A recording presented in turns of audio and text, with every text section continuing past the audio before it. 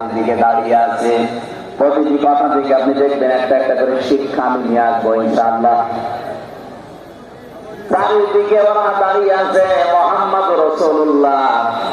জিবরাইল এসে বলে, হে রাসূল, আপনার চারিদিকে ওরা দাঁড়িয়ে আছে খোলা দরবার নিয়ে, আপনি ওঠেন, সূরা ইয়াসিনের কয়েকটা আয়াত তেলাওয়াত করে এক মুঠি বালু হাতে নেন, সামনের দিকে শুধু টিকে মারেন, বাকি যা করার আল্লাহর কুদরত করবে।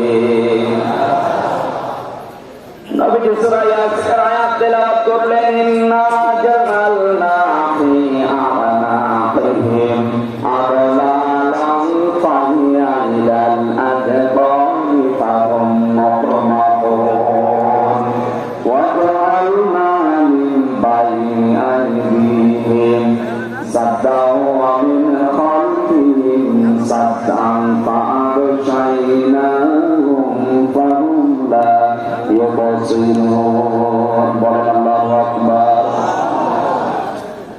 শুধু সামনের দিকে দিকে মেরেছিলেন, চারিদিকে কাফেরদের চোখে পৌঁছিয়ে দিয়েছে আমার আল্লাহর কুদরত। ওই আল্লাহর কুদরত এখনো দুনিয়ায় আছে না নেই?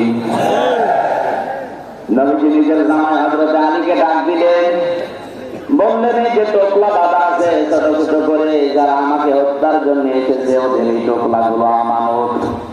আমি যদি এখন এগুলো নিয়ে পালিয়ে যাই, তাহলে আমার আলামিন নামের কলঙ্ক হবে।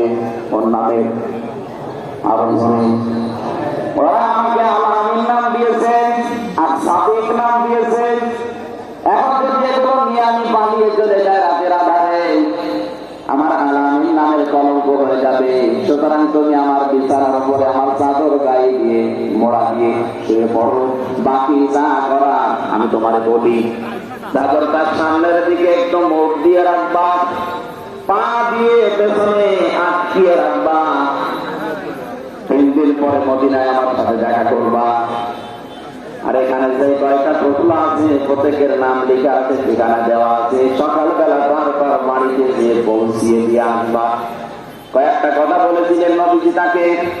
1 নম্বরে চাদরটা মোড়া দাও, 2 নম্বরে 3 দিন পরে আমার সাথে মদিনায় দেখা করো, 3 নম্বরে আমানতগুলো নাম অনুযায়ী বাড়িতে পৌঁছিয়ে দাও। হযরত আলী বলেন, ওই সময় আমার 100% নবীর কথা বিশ্বাস হয়েছে, অন্তত 3 দিনের ভেতরে আমার মরণ হবে না।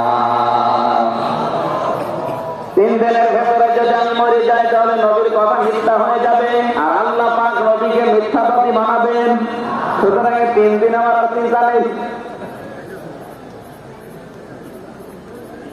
নবীজি চলে গেলেন ওখান থেকে।